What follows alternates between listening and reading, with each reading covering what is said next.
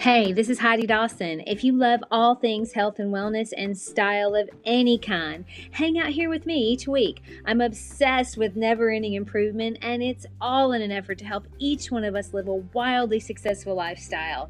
Subscribe today so you don't miss a thing. Hi, guys. Welcome to episode 477 of the Wildly Successful Lifestyle Podcast. I'm glad you're here. I hope you're enjoying the podcast. If you are, don't forget to share it with at least one person. And if you haven't already, subscribe and give me a 5-star review. You can do both from the three little dots on the top right of the episode if you're on Spotify or Apple Podcasts. Okay, so I heard something this week that had a big impact on me, and I thought you guys might like it too. So here it is. You overthink because you don't write. You're anxious because you don't act. You procrastinate because you don't have a plan. You stress because you don't train. You lack clarity because you don't journal. All your problems have a solution. You just need to do it. Every one of those statements really rings true for me. But probably the most impactful one is the one that says, you're anxious because you don't act. When I heard that, I thought, oh, that's kind of true. A lot of times we're anxious because we know we need to do something and we're not doing it. So maybe we need to have a conversation, but we make it so scary in our head that we put it off and we put it off. Or maybe we know we need to exercise, but we keep pushing it off to the next hour or the next day or the next week. Isn't that true, though? Anxiety usually comes from knowing we need to do something, but avoiding it because it's uncomfortable. We make life so much more difficult than it needs to be by failing to make a plan and failing to take action when we know we should. But it is never too late to turn over a new leaf. I did that this week. I'll give you an example. If you've listened for a while, you know that we lost our little Yorkie back in February, and we've missed her so much. Our house seems too quiet without little fur babies running around. So this last weekend, we welcomed 2 new little fur babies, Sunny Ray and Charlie Ray. Okay, well, they're not exactly little. They're, in fact, quite big for their breed. They're King Charles Cavaliers who lived on a farm, and they were loved but extremely overfed by their owner who recently died. So she had to turn them in. They were turned into the rescue. So the lady at the Rescue Society told me several times when she was talking to us about Sunny and Charlie that they were really overfed. And I thought, okay, she keeps saying that, like, how bad can it be? Oh my goodness, these boys are big. Now they're young. One is 1.5 years and the other is just over 2 years, but they look like they're 8, maybe 10 because they're so overweight. Now I realized when we got them that little things like going up and down one little set of stairs or chasing a ball once tires them out. And I'm sure their original mom just loved them so much she couldn't say no. That's kind of how I've always been with my dogs too in the past. But seeing these 2 and how hard it is for them to get around makes me realize that I have to be strong enough to not fall back into old habits of loving them through treats. Instead of loving them so much I can't say no, I have to love them so much that I do say no.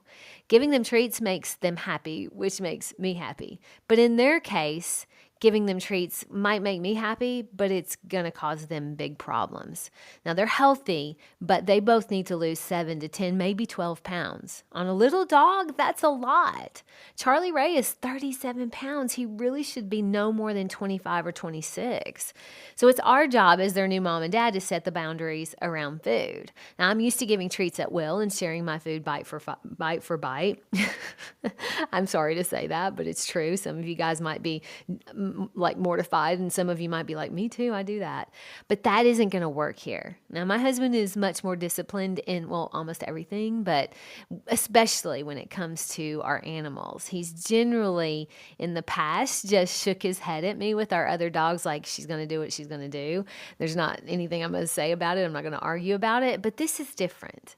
I recognize the importance of getting them to a healthy weight so that they're able to run and play and breathe without so much effort. Seriously. I realize that I have to be intentional. That's what it takes when you make a decision to change. You can't just hope that you're going to change. You have to decide, make a plan, and then put that plan into action.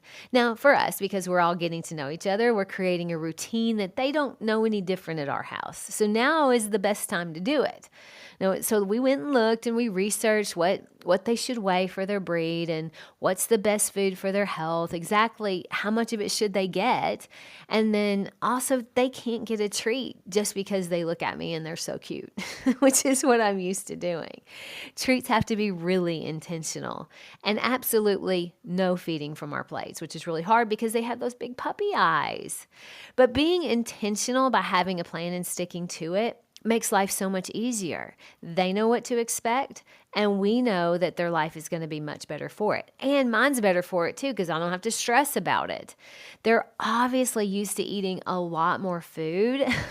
And when they look at me, I notice that I'm also starting to create things in my head like, oh, I think they're starving. Like they think we're starving them, or they think we're never going to give them food, or they're sad because they're hungry. But then I realized that that's just my mind messing with me, trying to get me to not follow my plan. My autopilot mind wanted me to stop being intentional. But I'm aware it's going to do that. So I'm prepared. And the part of me that's always observing takes back over and overrules those ridiculous thoughts. Now, obviously, I'm telling you this because it doesn't just apply to dogs. This applies to everything we do in our life. Having a plan and sticking to it, being intentional about everything we do is crucial. Managing ahead of time the thoughts you know that are going to come up and then overruling them. Oh, see, overthinking, I know for me, it's one of the biggest problems I think we have as humans. We overthink on everything from what we eat to what we do, to the words we use and words that other people use. If you're overthinking, write down your thoughts. You'll find some of those thoughts are quite ridiculous. If you're anxious, take massive action. The first step is usually the hardest. Maybe announce what you're going to do to someone who will hold you accountable. If you're procrastinating, lay out a plan so you know exactly what you need to do next. We aren't just hoping we don't overfeed Sunny and Charlie. We are actually measuring out their food and counting out the exact amount of treats they get for the day and putting them in their little perspective bowls. So we have a plan because I don't want to run out of treats midday. Then we're going to end up giving them too many.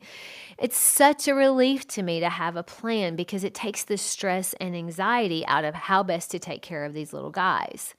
My challenge to you today is to ask yourself, is there an area of my life that I'm leaving to chance? Is there an area in my life that would be better if I had a plan? Could I relieve some of my anxiety by being intentional? Is there an area of my life where my mind is causing me unnecessary problems? If you're like me, the answer is probably yes. If so, what do you need to do to be intentional? The answer is threaded throughout this episode. I hope you share this with at least 3 people. I love you guys. I'll talk to you in a few days. Don't forget to subscribe and share with your friends because we're just going to keep going bigger and better places together, and I love that about us. Talk to you in a few days.